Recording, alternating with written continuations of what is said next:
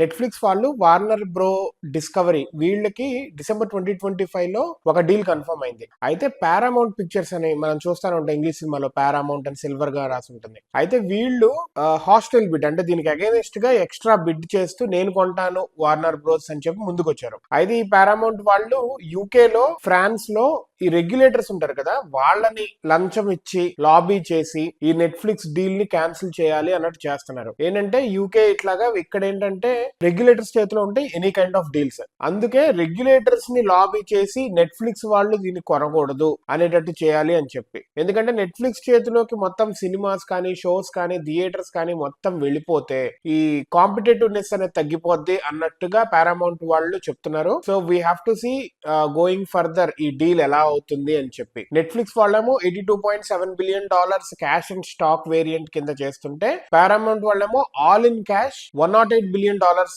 Offer చేస్తున్నారు. చాలా ఎక్కువ. అయితే we have to see Warner Bros వాళ్ళు దేనికి కన్ఫర్మ్ చేస్తారో, రెగ్యులేటర్స్ చేతిలో ఉంటుంది కాబట్టి వాళ్ళు దేనికి సుముఖత చూపిస్తారు. Let's see like final deal Netflix close చేస్తుందా, పారామౌంట్ వాళ్ళు క్లోజ్ చేస్తారా ఈ వార్నర్ బ్రోస్ డిస్కవరీ డీల్ ని.